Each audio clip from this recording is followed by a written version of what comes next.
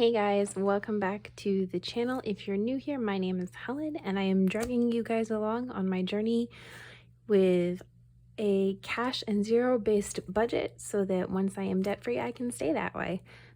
Hopefully. Today's video, I'm going to show you guys my savings challenges and my sinking funds. Yeah, let's get started. So first up, we have my savings challenge, one of my savings challenges binders. You guys got to look at this last week. I have a $1 savings challenge, a $2 savings challenge, and the 365 penny saving challenge. I think, so with the $1 savings challenge, this is only with my change from my errands. That's how I fill this up. The $2 challenge is the odd amount that's left in my paycheck. You know, it usually ends on, like $25 or $33. So I'll take part of that in a $2 bill. And that's how I'm filling that up. And then again, my 365 penny challenge is not something that I do every day. It is literally just the change from my errands. Although my change jar is getting kind of heavy, so I started this in July. I started this on July 1st, so I may sit and empty her out and make sure I have like 60 little bubbles filled in this weekend. But for the most part, I just fill it with my change. So yeah, that is really, I'm not going crazy on the savings challenges. When I first started cash budgeting back in June, I had this all set up. I had a 52-week challenge binder all set up. I had a 100 envelope challenge binder all set up. And I had fun with this binder, but the others, it was way too anxiety inducing for me. Like, oh my God, how am I going to fill this? Oh my God, how long is it going to take me to fill this? I'm never going to be able. So they weren't fun for me the way these really simple challenges were. Like, I didn't have to worry about whether or not I had the money any given week to do this. So I nixed the 52-week and the 100 envelope challenge. And now this is what I do. This is it. And so that takes care of my paycheck and my change. Now this is my Disney binder. I decided that for my birthday in a couple of years, I'm going to Disney. I always got told as a kid that it was way too expensive and it was never going to happen, but I'm not a kid anymore. So anytime I get a $5 bill, that's what goes in here. And then when this tracker is full, I'm going to take the money to the bank and I will use placeholders or gift cards, because I'll trade some of this cash in for Disney gift cards too.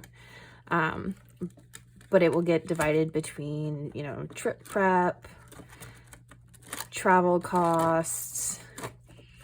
We're going to do the resort package simply because this is like probably going to be a once in a lifetime thing for me. So I'm going to go all out and I don't want to deal with staying off resort and getting to the resort.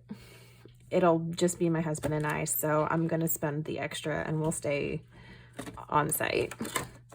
Dining, snacks, because I like to snack, souvenirs, experiences, tickets to shows or whatever. And then just in case there was anything I forgot. So there's that and how that's going to work. If any of y'all have ever been to Disney, leave all of your suggestions in the comments. I have no idea what I'm doing. So now for my sinking funds. I'm going to say this with a lot of hesitation because, I feel like these are things that you're supposed to build up and it's not going well so far. So we have gifts and holidays, because this is one of the areas I get into the most trouble with my credit cards. Never having money for Christmas or birthdays or whatever. So I have gifts and holidays, which is a little low. I guess there's only $20 in there. So credit card payments, extra credit card payments. I figure I'll probably empty that pocket out every time it hits like $50 and take it to the bank and make an extra small payment, because small payments are better than nothing, and that's $50 extra I'm not going to get charged interest for. For my fur babies, because we know shit's coming. The cats get flea and tick medication every month. The dog gets it every 3. They all go once a year, and still somehow it seems to catch us off guard. So my fur babies are now a sinking fund. Let's see. Fun stuff. Concert merch, movie date nights with my friends, etc. Home stuff is going to get a pretty new envelope, but it got butchered in the process of these, so I had to reprint it, and I haven't made it yet. And then we have date night. I have redone my sinking funds folders. Oh my god, it's been a long day. I've redone these binders several times because they don't feel quite right yet. So yeah, bear with me. But I added date night recently. So I have one for Etsy and Amazon, and I have one for Nintendo and Steam that also got butchered, so this one will need to be redone. But my general thought with these are, because these are where this is another area where I get into a lot of trouble. For obvious reasons. I like to shop. I have ADHD. I really appreciate the dopamine hit that comes with online shopping or buying new video games, etc. So how these are going to work is, once the respective pocket has $25 to $50, I'm going to take the cash and I'm going to go and I'm going to buy a gift card for Nintendo or Steam or Etsy or Amazon. And then I will load that onto my account, and that will be what I have for money there. Unfortunately, I do have an Amazon credit card, so I'm trying to, and that's where like all of my Amazon subscriptions are linked to. Like, so we're working on it. But that is the general thought process here. So I'm really excited for these to get full. Nintendo, Steam. And then subscriptions is a new one that I just added because I have a lot of them. Most of them are Amazon. Kindle Unlimited, Audible, Amazon Prime, obviously. My Canva subscription, my gym membership. There's eventually, I think subscriptions will get their own folder, but for now, just to kind of like keep them in the back of my mind as I get closer to paying my debt off and I have that money available.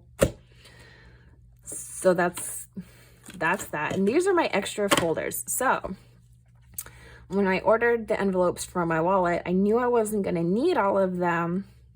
So I took some of them and I stuck them in with my sinking funds. So that way I can take the money out of here and put it in here to go shopping without having to like remember to put it back. Remember to put this one back in the folder. So I have one for holiday shopping, my fun stuff, my home stuff, the kids, anything I need to take to the bank to deposit.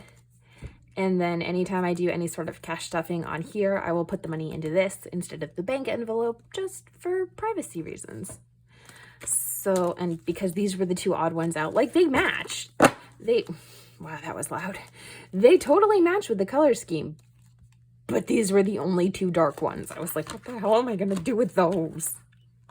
All right, so these are like my immediate sinking funds. These are things that I know keep coming around and I just never budget for. This envelope right now, binder, envelope, whatever, is for bigger things that are long-term. And again, this is one that I keep playing with. So education, being able to take the odd online class just for the hell of it, professional development classes, etc. My car, I think my car will eventually have its own binder. This was originally a car loan envelope so that I could try to pay my car off faster. But looking at the statements on it, I really think I only have about 2.5 years left on it, 3 years left on it. So I'm not super worried about it anymore. And this is a split expense with my husband. So it's not like I'm solely responsible for paying the car loan off anyway. So this just became, instead of car loan, it became car. And I will tuck money in here whenever to help pay for an oil change, or we seem to go through tires like crazy for some reason. So yeah, that's for right now. This will just be like odd expenses, and then eventually, like I said, once the car is paid off and it becomes my daily driver, I think my car will just have its own binder. That way I can break the car's expenses down and plan for them accordingly. And then retirement. I'm not super invested in this one right now. Like, it's one I want to have.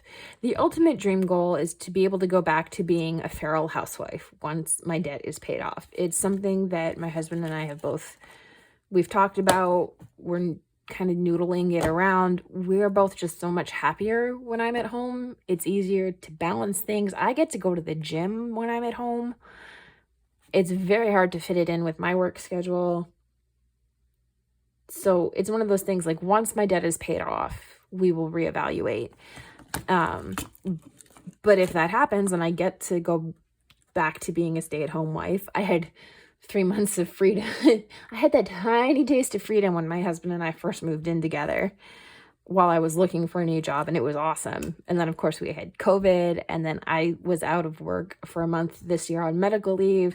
So there have been like tiny pockets of time where I've been home, and we've just been like, this is amazing. So if that were ever to happen and somehow we were able to be like, yes, we can actually afford this, then I would need this envelope. And so, because every dollar counts, I occasionally stick the odd dollar or two in there. So that is that, guys. That is this week's video. Again, if you have any suggestions for Disney, there will be no kids involved in this trip. We don't have kids. It's probably just going to be the two of us going. So if you have any like adult specific advice for going down to Disney, things we have to do, things we should do, things we could probably skip, drop it in the comments. I would love to know how to better plan this trip so that we have a really good time, and maybe convince my husband that it won't be the only time we go. So I hope you guys enjoyed this week's video, and I will see you all next Friday. Bye.